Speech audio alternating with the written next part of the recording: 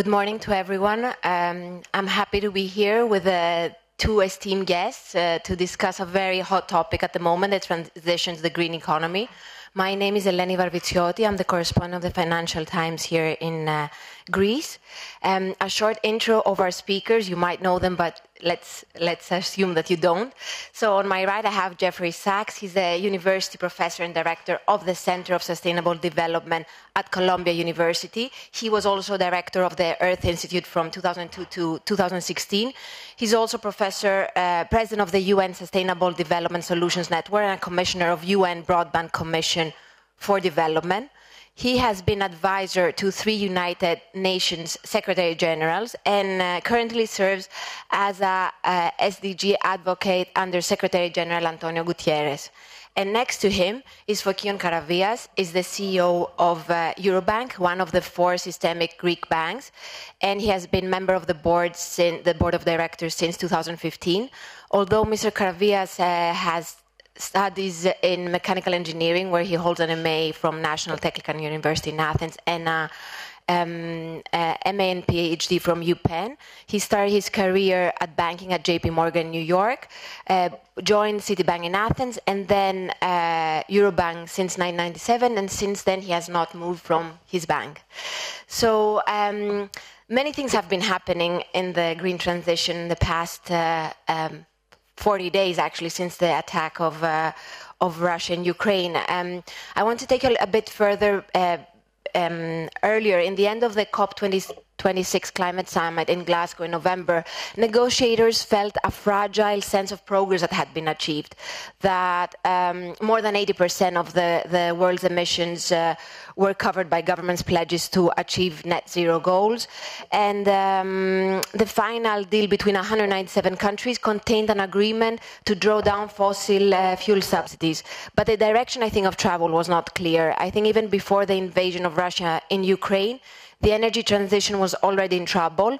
80% of the world's energy is still from fossil fuels. And I wanted to ask you if the Ukraine conflict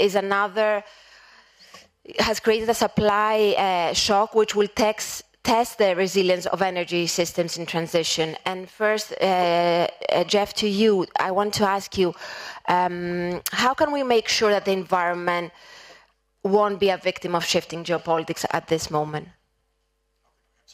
How can we make sure that the environment won't be a victim of shifting geopolitics? Thank you very much. Good to be together to discuss this. Maybe I would just start with 2 minutes of very basic framework. As everybody knows, the goal has been to keep warming below 1.5 degrees. The scientific reason for that is that there are a number of potential feedbacks that would kick in around 1.5 degrees that could be extraordinarily dangerous for the world. So not only is 1.5 degrees a lot of warming, but it's also a very dangerous threshold for multiple so-called positive feedbacks, but they're all negative in terms of their human impact. We are at more than 1.2 degrees warming already. The underlying trend is more than 0.3 degrees Celsius per decade. We will breach the 1.5 within a decade and possibly within a few years. And a bad El Nino could push us even above the 1.5 within the next 5 years with 30 or 40% possibility. So we're in deep trouble. The only good news is that the pathway to get to net zero emissions is clearer than ever. If you're in my line of business, it means you read lots of journal articles, lots of studies, lots of pathway analyses of what to do. They all agree now. The basics are not in debate. It starts with clean electricity, zero carbon power. This is the fundamental transformation of the energy system. Then electrification of transport, obviously light-duty vehicles, but more than that.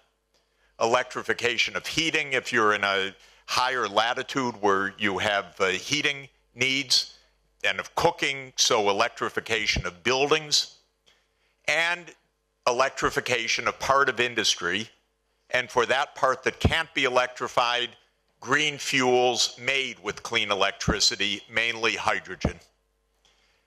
Added to that are a number of nature-based requirements, especially ending deforestation and restoring degraded ecosystems.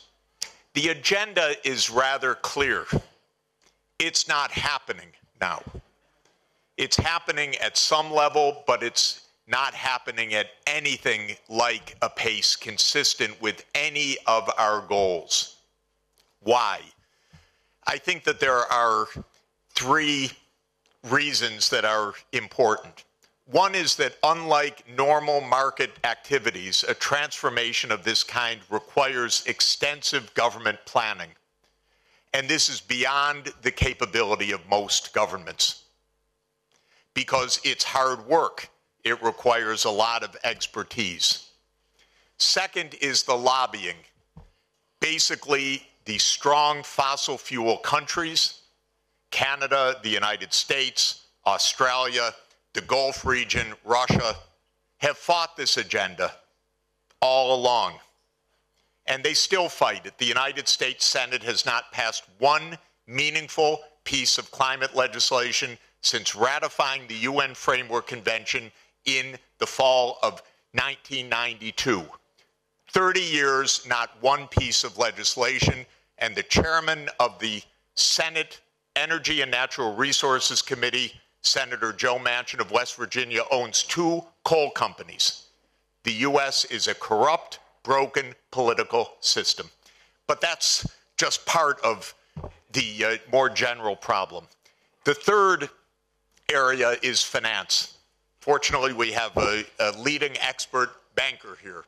The basics are this. Renewable energy is capital intensive. Non-renewable energy is fuel intensive. For dirty energy, you pay as you go to a substantial extent. For clean energy, you have to finance it up front.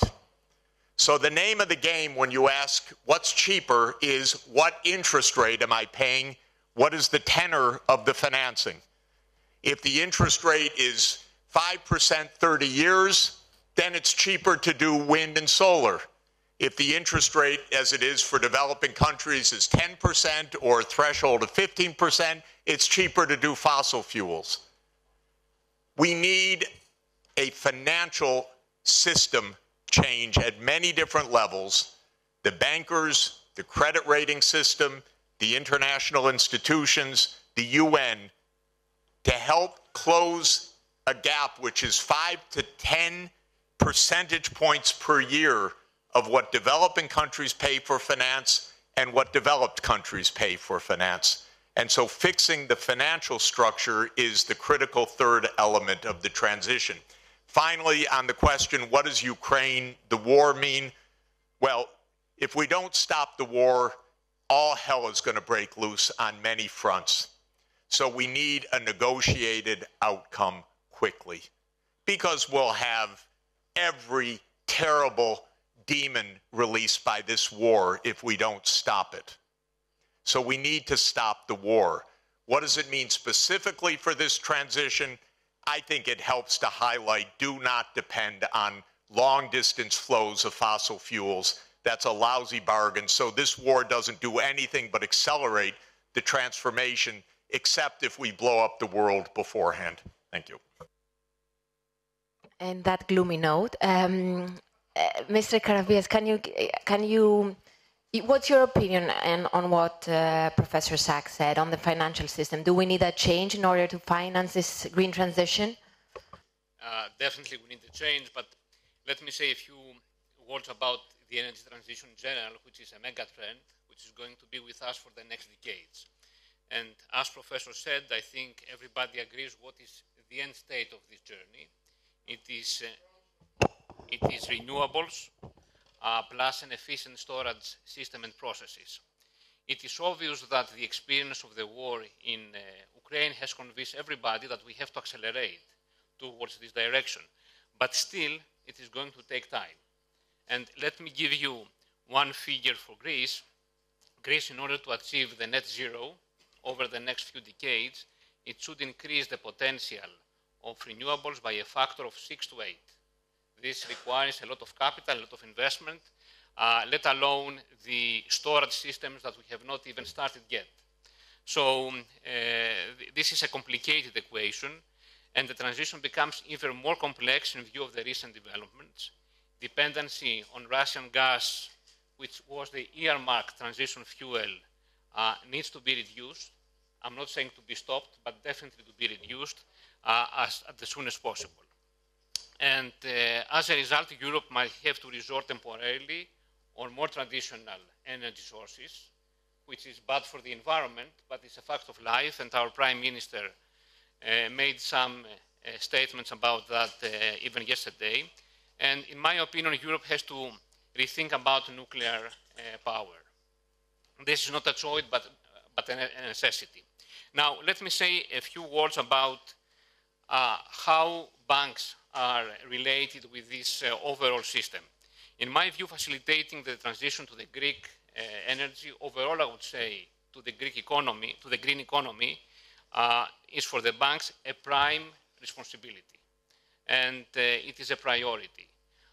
We need to have a sustainable business as institutions, but in order to have sustainable business, we should have sustainable customers, clients, and operate within a sustainable economy. Now, there are 3 areas that I would like to highlight about the banking system and the climate change. The first is that the climate change has introduced a new element of risk, the climate risk. This is something that we take very seriously. And we have already started incorporating that in our risk metrics. Actually, this is becoming a regulatory requirement. But let's be honest with that. We are just in the beginning. It is something that we have to learn more about it, both the banks as well as the regulators. So there is more work to be done on this direction. Second, we have already started working with our customers to assist them in their green transition. And on that, I'm convinced that the right strategy for a bank is not to exit a sector that maybe has a very high carbon footprint at the moment, but instead to cooperate with companies in order to assist, help them to reduce their current CO2 emissions. And I could elaborate more on that. Third, we are already committing significant amount of capital and funding for green projects. Hopefully and thankfully in Greece the rate is well below the 5%, Professor. So these projects make economic sense from a financial point of view. And overall, we are financing the full green ecosystem, which involves not only renewables, but the storage systems, energy efficiency, which is equally important to the production of energy, and also the electrical interconnections between countries. For green projects, at least what we have in Greece, and I think this applies across Europe, is that banks finance more than 80% of the project, and for small tickets, this goes close to 100%.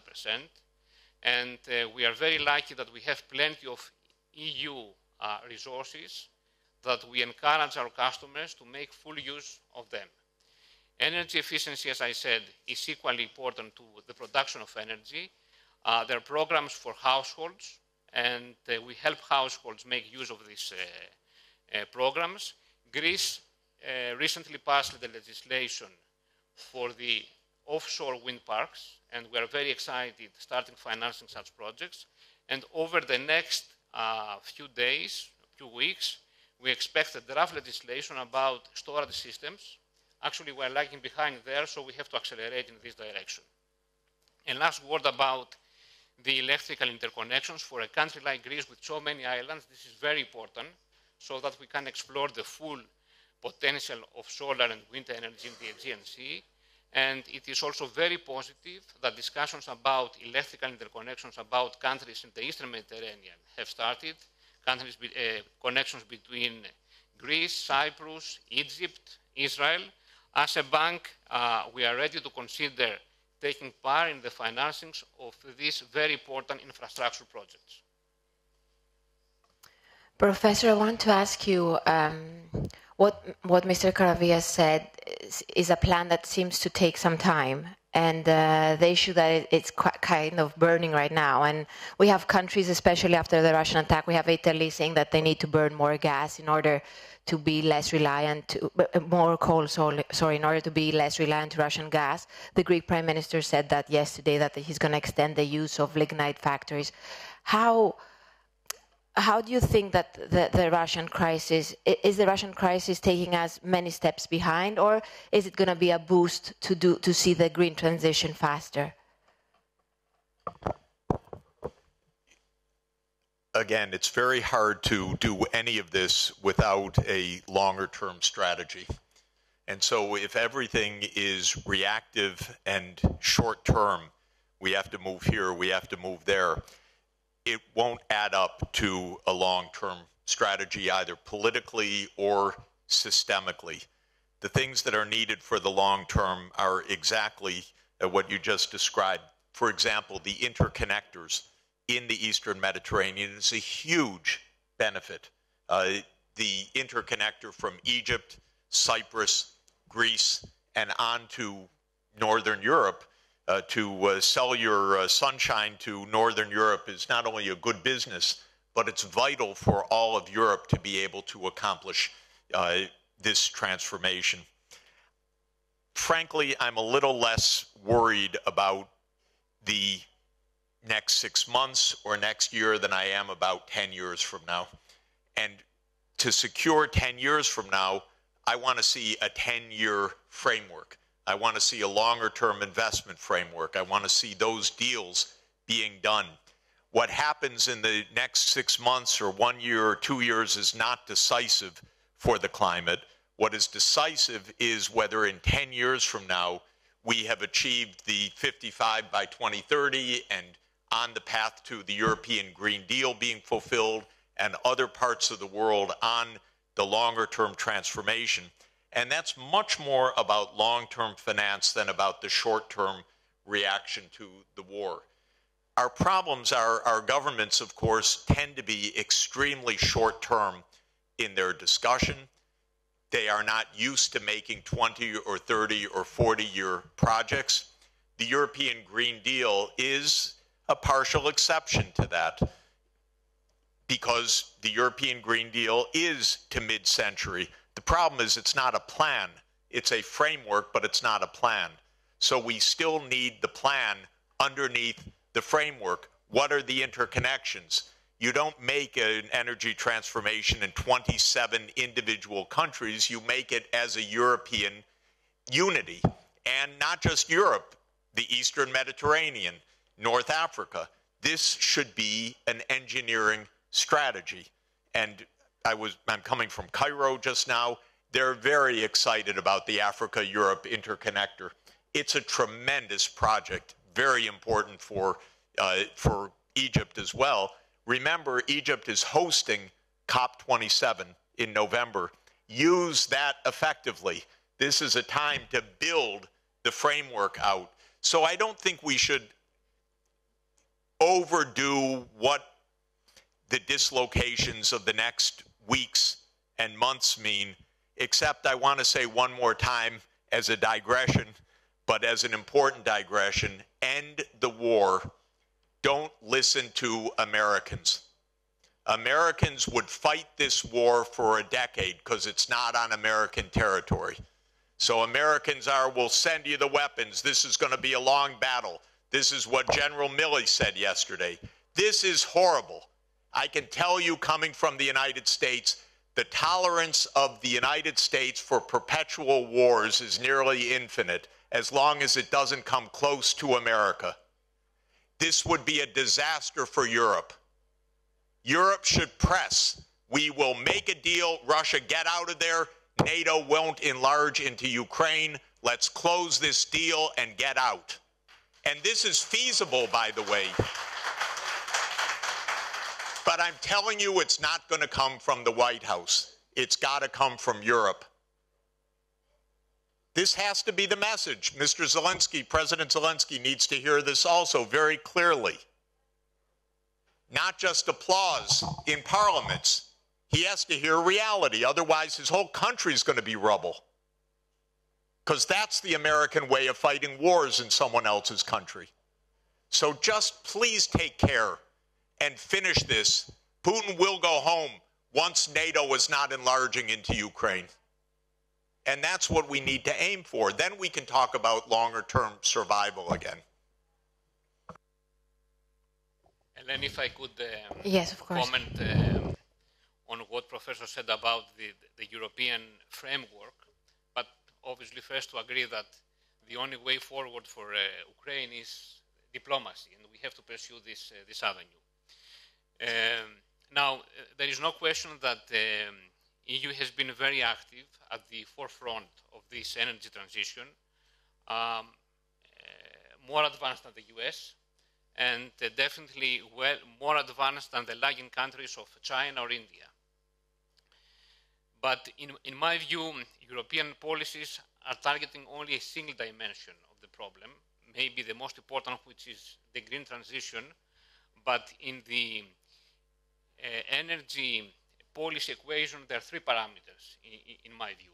We have the green transition, which is the energy transition.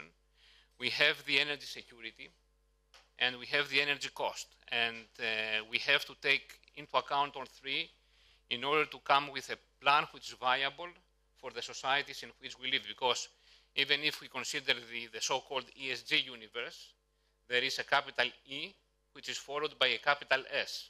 And societies, and European societies, should feel that there is enough security around energy supply and at a cost that does not affect the most vulnerable segments of the society, households or small businesses. Therefore, I think that the professor would agree with me that the energy transition need not and should not be identified with social suffering, something that we experience as we speak because of the implications of the geopolitics with energy. Do you feel, though, what the professor said, that we are lacking a long-term plan from governments? Would that be something helpful for your investors, for your bank, in order to make decisions? And is it something that you would like to see? This is something global. It's not related to Europe. Actually, Europe is the most, let's say, advanced with respect to the rest of the world. But definitely it is a very complex project, a very long-dated project, and as Professor said, politics is short-term. Even businesses are not that long-term. Therefore, the coordination that is required is something really unique for the globe. And can I ask you a question more general? Are we heading towards a period of stagflation? I mean, is the US going towards a recession? And is this time the Eurozone more protected? Yeah, we're in a very difficult macroeconomic period, which is very frustrating for me because I wrote my dissertation 42 years ago on stagflation, and that was my first book. It was Economics of Worldwide Stagflation in 1982, talking about the oil shocks of the 1970s, the wars in the Middle East, and the liquidity crisis that came with the collapse of the Bretton Woods institutions. We have the same combination now. We have war, we have soaring commodities prices, and we have an extraordinarily problematic liquidity situation, because for the last 10 years, both the Fed and the ECB have been pumping money into the economy at an absolutely unprecedented rate, and nothing happened. So inflation was zero, inflation was zero, inflation was zero. The base money, the high-powered money, so-called, of the US dollar system rose about 5 times from 2008 to 2022. If you were doing a graduate homework assignment, you'd expect massive inflation as a result. Well, for the first 12 years, there was no inflation. Now there's rather high inflation. And they are now talking, as of yesterday, well, we're going to drain the balance sheet of $1 trillion over the next 12 months. And we're going to have several rises of interest rates and so on. Let me just tell you how hard it will be to get a soft landing out of this. And a soft landing when the U.S. is politically divided, and if there's a war going on, and if the pandemic Omicron variant B.10 is coming along, we're in a really big macroeconomic mess, which bothers me because I started out as a macroeconomist, then I decided that's so short term. We need to think about long-term problems. So I don't want to think about the short term, but we're in a short-term mess. And nobody knows really how to get out of it very effectively because so many problems, the war, the supply shocks, COVID, and massive liquidity and a geopolitical divide that is deep, a U.S.-China antagonism, and a U.S. political difficulty, and Europe, you know the situation, not so simple. None of it adds up to an easy, soft landing. So I can't believe other than this is going to be a rocky period. My advice is stop the war. Get vaccines out to people. In other words, address the basic problems. Don't keep escalating.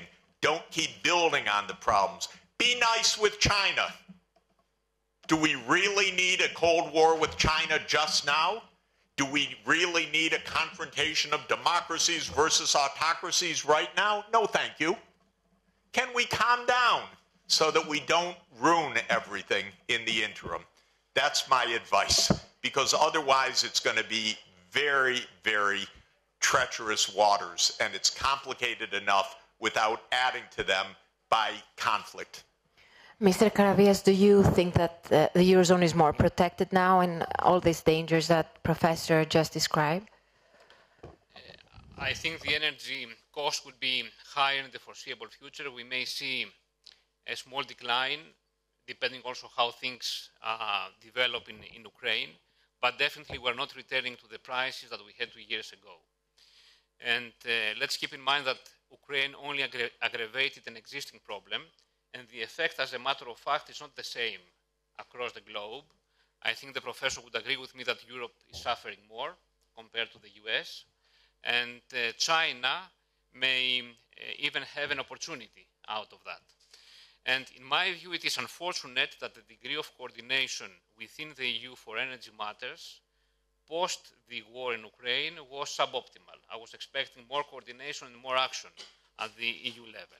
So anyway, energy costs are already feeding into inflation and lower growth. Thank God, growth remains still positive, but we cannot exclude the high risk of stagflation over the next couple of years. Actually, I was reading a research piece about the US, and the analyst was predicting that the economy will go to negative GDP in 2023. And actually, if this happens, it's not going to be just an economic challenge. Stagflation means higher unemployment, so social discomfort, and especially in Europe with populists gaining ground, it should prove a challenge not only for the economy, but for the democracy itself. So I think that Europe is not immune to a problem like that.